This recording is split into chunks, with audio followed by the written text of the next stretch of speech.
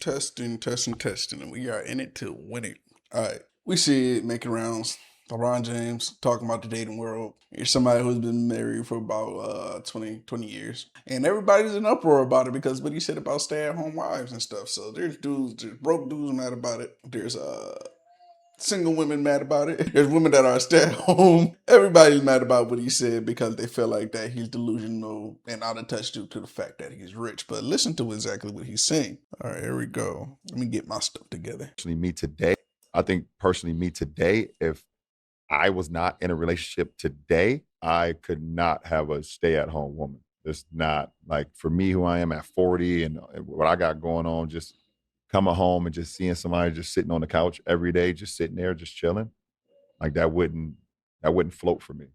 I think personally me today, if Now, here's the crazy part about this clip, right? You know something crazy about this clip? It's old as hell. the podcast is on his wife's podcast, first of all. And two, that this was like from like last year. But for some reason, I guess somebody probably brought it up as a talking point and then it went viral again. And then they're coming to the conclusion that he hates Savannah. That's what they came up with the conclusion. He hates his wife. I'm telling you, this is his rollout. He's gonna pop out with a white woman. This is his rollout. No, because Savannah put in the work. So if you watch other LeBron interviews, he actually talked about how Savannah actually was studying film for him and come up with notes. Like she put in the work. She's a part of what he built.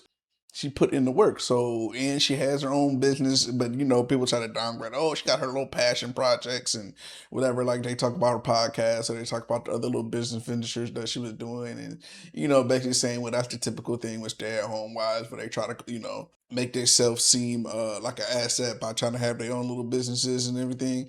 So they were even trying to down that fact, but she was studying that game film. She knows a lot about basketball, and I remember when they were talking about like Chicago Sky getting a new coach or whatever and stuff. Somebody threw her name in there. Like, yo, how come Savannah James does not become a coach? Because they say she has elite ball knowledge, like elite.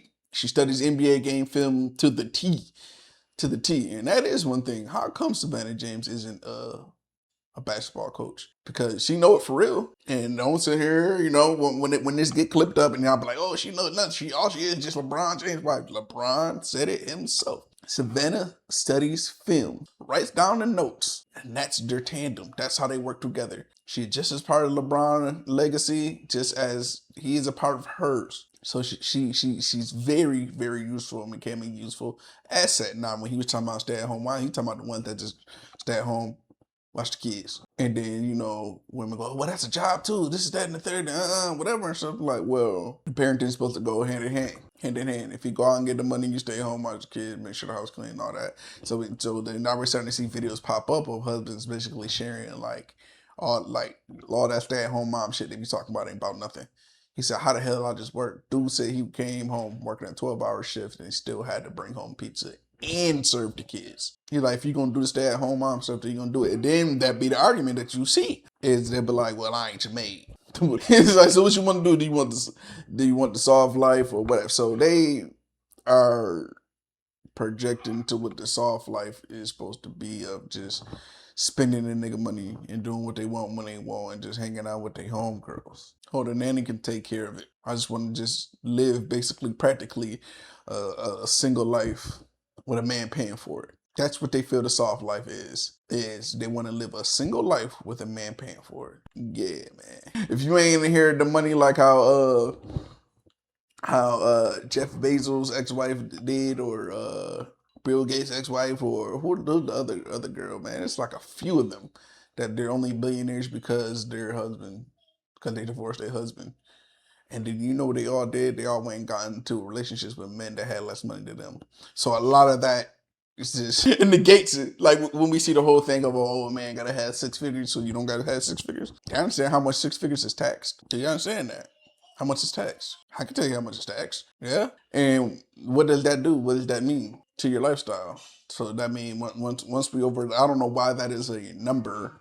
100,000 and better is a number for that. Like we gotta do the percentages of everybody does not make 6 figures. And then you have to deal with the fact of, does that man that makes 6 figures like you? Then what what are you bringing in return? And then they always go, love and this and that. Niggas can pay for everything they're offered.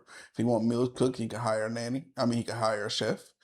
Kids taken care of, hire a nanny. House clean, hire a maid. Any type of sexual interaction, and niggas just gonna get a bad one at that. Go get them a 10, because then what about the emotional stuff? Like, because this what we say about, we gotta be like, men is not emotional and stuff. Nah, men can have sexual intercourse with women without having no type of emotional attachment whatsoever. Because then, y'all always be saying, men so sassy, men so emotional, men is this, that, and the third. So then when you have the men that took their feelings away and just using you basically as a masturbation tool, then it's a problem. It's not Burger King. You can't have it your way. It can't be this and that. I want a man to be in tune with his emotions, but he better not let me know how he feel, because I'm going to feel like he overstepping or he's soft or sassy. I want a man that's emotionally intelligent, but I don't want him to check me for my emotions when I'm out of bounds. All right, we got. So we're seeing that thing where, women basically are like, if anyone who has had a girlfriend before, or long time girlfriends, which I'm pretty seasoned now, and I've had multiple girlfriends that I dated for multiple years and stuff, is like, grown toddlers, because sometimes they don't know what they want. And that's where the guidance comes in. So then when we have the guidance, that gets confused for control. And a lot of that gets confused for control due to the fact of people growing up not having the man in house. So they don't understand what the duties is. And then you have women that didn't have men in their house trying to tell what a real man is. And then do that on the flip side when it comes to men that didn't grow up with any father and shit. They end up having the same qualities as the women, to where they become argumentative, very emotional, can't control their emotions. This is why we see now the highest suicide rate in history now, due to men not being able to control their emotions. And then we're seeing murder rates amongst young men rise due to the fact of they have no emotional control, because of the belief of being raised of, take it to hell. Can't control when they get into it. Man, nobody can't tell me nothing and all this, and always argumentative and all that. So when it comes to the whole thing of, we need older men to, guide and raise the youth, they don't want to listen. They acting like they mamas. They don't want to hear nothing that nigga gotta say. Hey, little bro. Hey, yo, don't be doing that. Fuck out of here. You're my dad, nigga. I ain't say last, nigga. Go die. What the fuck? I don't care. Has nothing to do with me. Has nothing to do with me, bro. Okay, do your thing. Bye. You ain't mine. That's how they be. And then when things happen to them, ain't nobody told me nothing. Somebody told you something. You're just gonna let that happen to me? What that sound like? Who that sound like? CIA, FBI, man. They up to 1,000.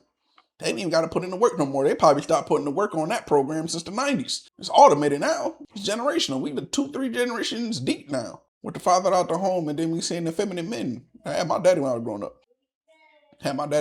Every year. Stayed married to my mama the whole time till all the kids was out the house. 6 of us. And he did everything. And then my mama started working, and then he took care of her, made sure she was all right, and she went to school, and then she had a great job. They both came together. We had a great childhood.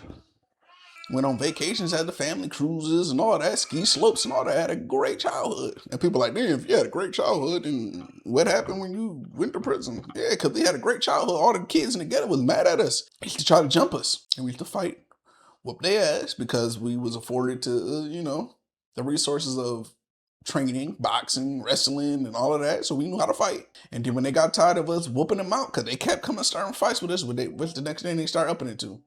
Now they start bringing guns. Now what we got to do, we got to get that to defend ourselves. And then that's how the cycle started. Of us being in the street. That's how I went to prison. I never claimed to be quote unquote gangster and all this different type of other shit. And then we had to, I don't even say claim. I didn't want to be. That was out of pure self-defense of the environment I was in. What? We were crumping. So like we unpacked that. We actually unpacked that. So when we see this and we see the relationship issues and all that, and then they think, just because you had both parents that you think you're better than us, and this and the third. That's what people say, that'd be the coping mechanism, and I only had one parent, but I still came out great and all that. That's good for you. Everybody has different situations and how they grew up on, but it's some people that don't understand that they need help, or they need to talk to somebody. They need to unpack how they grew up and everything, that the things that they feel is the norms in relationships is not the norms. And if it feel normal to you, it's because the environment that you're in. And once you change the environment, you're around loving people that grew up, that know what love look like from both ends. And then you realize, oh, and then you see that we see some of the videos of where people, and I'm saying both men and women, where they actually self-sabotage their relationships when they're dealing with people that were raised in love and not survival.